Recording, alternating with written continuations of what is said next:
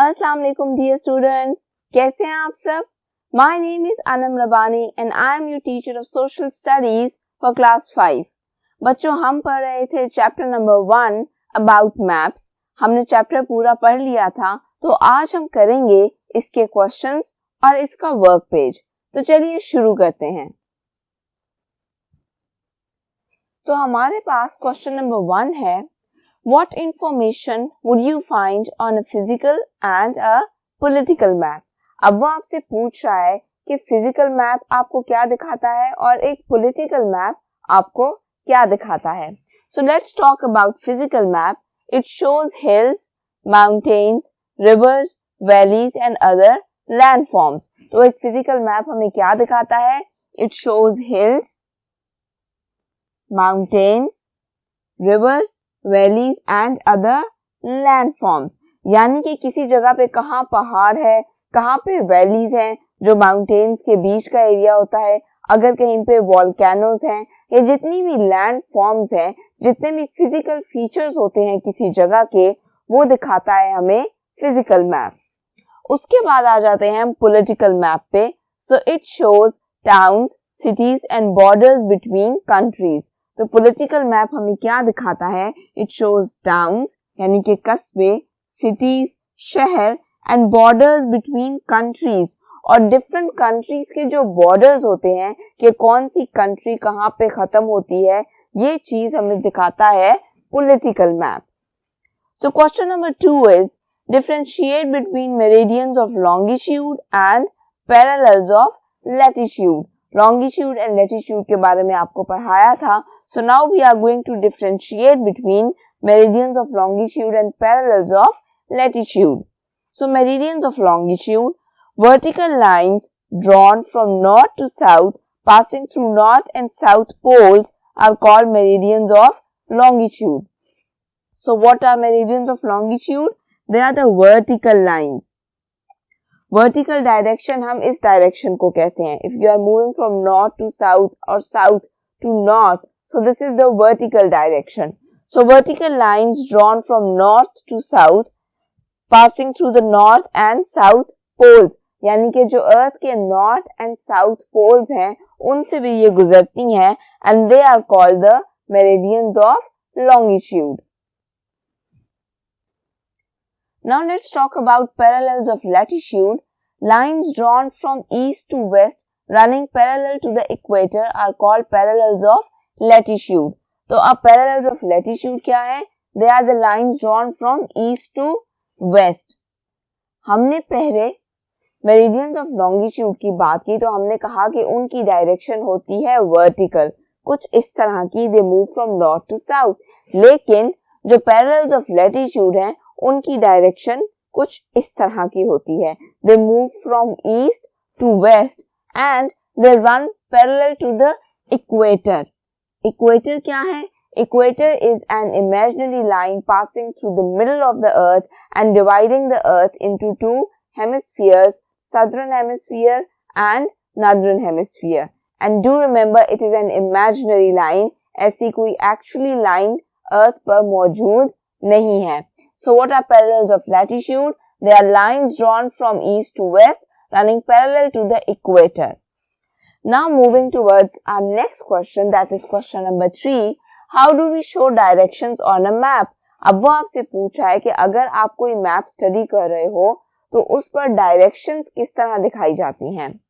So we show directions on a map with the help of a compass rose.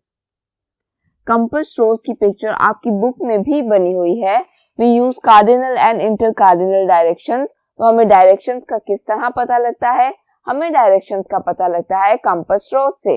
Compass rose पर लिखा होता है कि north direction किस तरफ है, साउथ किस तरफ, ईस्ट किस तरफ और वेस्ट किस तरफ.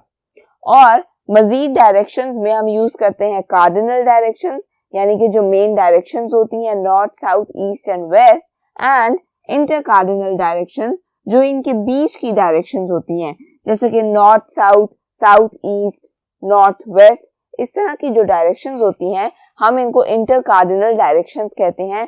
और हम इनको इंटरमीडिएट डायरेक्शंस भी कहते हैं.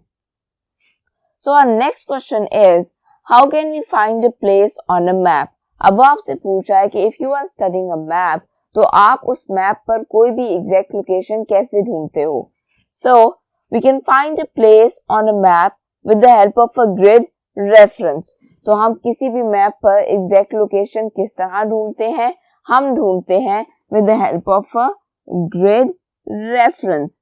Grid मैंने आपको बताया था, it is a network or a framework of lines crossing each other. These are vertical and horizontal lines जो कि एक दूसरे को क्रॉस करती हैं और बनाती हैं डिफरेंट स्क्वायर्स और रेक्टेंगल्स. तो हमें किसी भी मैप पर लोकेशन का किस तरह पता लगता है? हमें पता लगता है ग्रिड रेफरेंस की मदद से. That is form using lines of longitude and latitude. और वो जो लाइंस ड्रॉन होती हैं उनको हम कहते हैं lines of longitude and lines of latitude. आपको ग्रिड रेफरेंस की मदद से समझाया जाता है कि कोई भी अगर सिटी है जो आपने किसी मैप में ढूंढना है, किसी कंट्री के मैप में, तो वो एग्जैक्टली किस जगह पे होगा. नॉर्थ, साउथ, एग्जैक्ट आपको फिगर दिया जाता है कि किस एंगल पर लैटिट्यूड और लॉन्गिट्यूड को यूज करते हुए किस जगह एग्जैक्टली आपको ये सिटी मैप में मिलेगा. So all of this is called grid reference, जिसको यूज करते हुए हम मैप पर कोई भी एग्जैक्ट लोकेशन ढूंढते हैं. तो बच्चों अब हमने शुरू करना है आपका वर्क पेज. वर्क पेज पर हमारे पास पार्ट ए है, show where the following cities are on the outline map. आपकी बुक में इस क्वेश्चन में डिफरेंट सिटीज गिवन है, हमारी कंट्री के एक मैप बना हुआ है और आपने इन सिटीज को उस मैप पर लिखना है. तो मैंने आपके लिए ये मैप सॉल्व कर दिया है जो कि आपकी स्क्रीन पर आ रहा होगा. आप इस वीडियो को पॉज करके ये मैप सॉल्व कर सकते हो. Well done children. So now let's move towards our next question, that is part B, and that is fill in the blanks. So parallels of dash run from east to west round the world. तो हमने पढ़ा था about longitude and latitude. So parallels of latitude.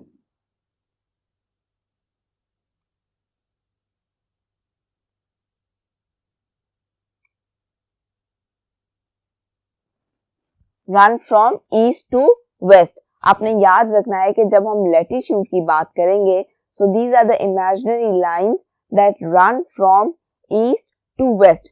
Longitude कैसे move करती थी?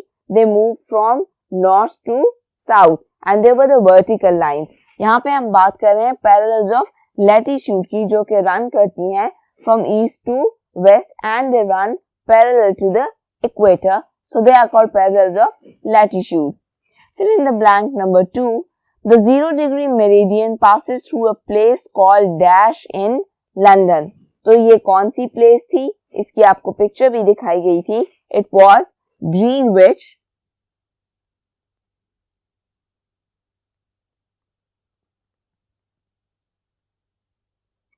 in London. Then the dash on a map shows us distances and sizes. तो हमें map पर क्या चीज डिस्टेंस दिखाती है, साइज दिखाती है और हमें बताती है कि कोई भी जगह किसी दूसरी जगह से कितनी दूर है. ये चीज हमें बताता है scale.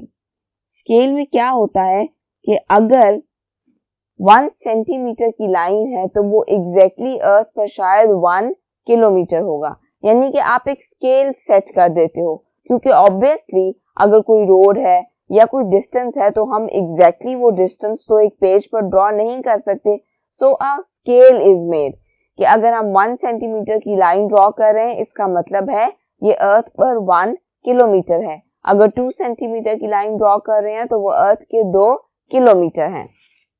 Then our next fill in the blank is the dash on a map tells us what symbols and colors mean. So the key on a map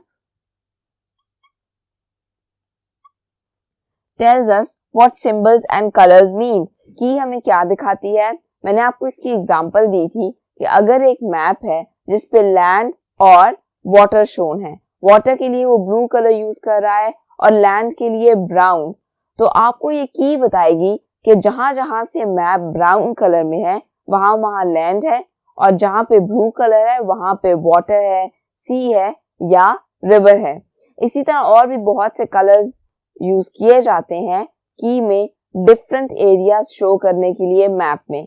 लेकिन अगर आपने मैप में ये समझना है कि कौन सा कलर किस चीज को रिप्रेजेंट कर रहा है तो उसके लिए आप यूज करते हो की। So our next and last fill in the blank is the dash meridian is exactly opposite the 0-degree meridian. So what is the answer?